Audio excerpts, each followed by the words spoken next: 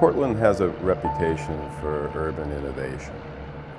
I mean, it developed, one of, if not the first light rail systems in the country.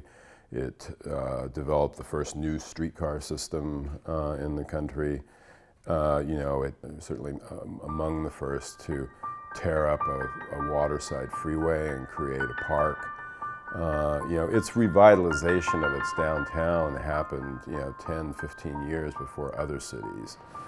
So there was a community spiritedness about that, and a sense of can-do that it was going to write its own history, and that was very vivid. Portland, for a long time, has offered people a lifestyle that incorporates both the city and the country. Proximity to wild places and to urban places. Because we're a city of small pieces, no single kind of piece runs the show. You don't have to ask permission to do stuff around here. And I think that that was very attractive to people, particularly in the 60s and the 70s, when people were looking for alternatives to what seemed to be the mainstream commuter suburban culture of the major job centers of the nation.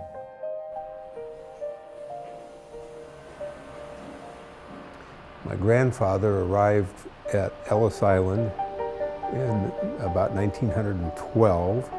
My grandfather was immigrated from what is now the Ukraine. He immediately transited to Portland, Oregon, because he had a cousin who had previously immigrated to the United States and landed in Portland, so it was natural for my grandfather to come here because it was the only place he had anybody that he knew.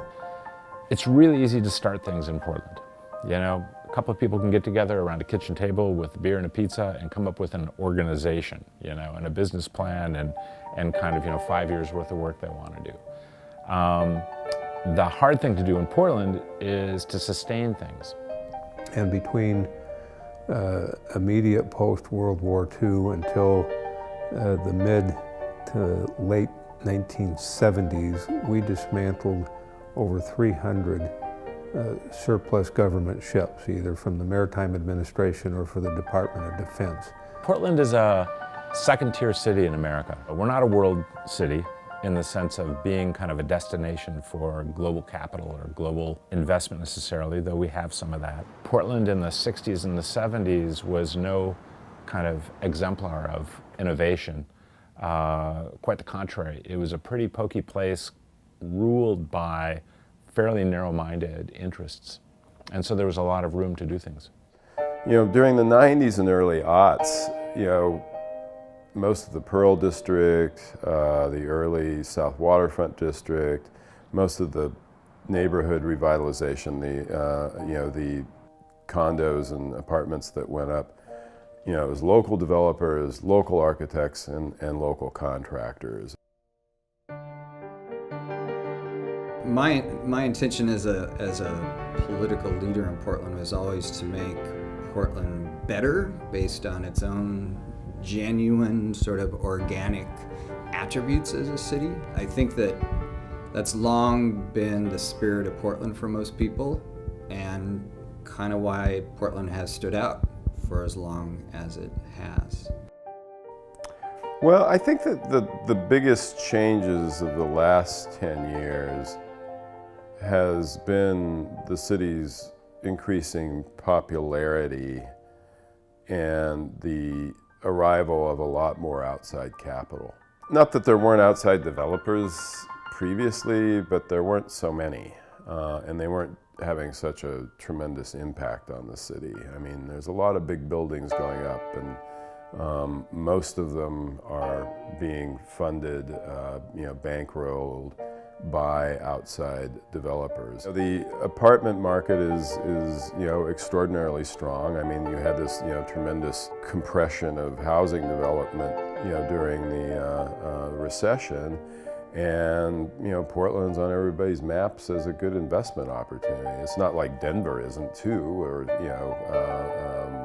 other Minneapolis. I mean, this is a city thing that's happening.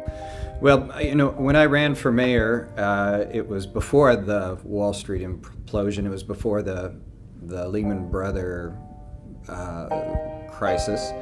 And I talked about a number of things. I talked about the fact that Portland's economy it wasn't strong enough, even the best of times. We weren't offering a commensurate number of family wage, quality wage jobs, that there were parts of the city geographically that had never experienced Portland's good times, and that there were Portlanders like Portlanders of color who have never participated in the quality of life and the good living that Portland offers so many people. You have, obviously values pertaining to private ownership, private investment, who benefits from those kinds of actions. And so there's just a lot of change all at once. The land has been cheap, comparatively, certainly to the Bay Area and to Seattle. The decision we made on September 21st that we announced to our workforce that our current project would be our last one is really driven by a number of different factors all kind of coming into focus at one point in time. And what you see in South Waterfront is the culmination of the sorting out of all those competing values. There is so much going on in South Waterfront now in terms of commercial building activity. OHSU is just doing tremendous things. They're building like crazy. Of course, the condo market got built out prior to 2008. It has rebounded. The apartments are being built in the district, and there's just a complete change taking place here at a rapid rate, I might add, in terms of what this neighborhood's all about. Now, is it a pretty picture?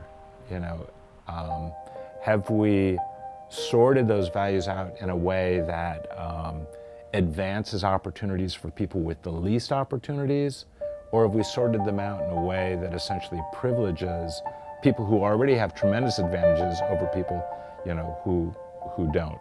And I thought we risked losing the middle class of Portland, which is a unique attribute that Portland has had. We risked becoming sort of an economic suburb to Seattle and San Francisco. I think the most dangerous element is nostalgia and some idea that it can be the same. What we have to do is to change according to our values, because we're behind the curve on change right now. There's no doubt it'll have an impact on some of the things that we end up doing here in South Waterfront on our property.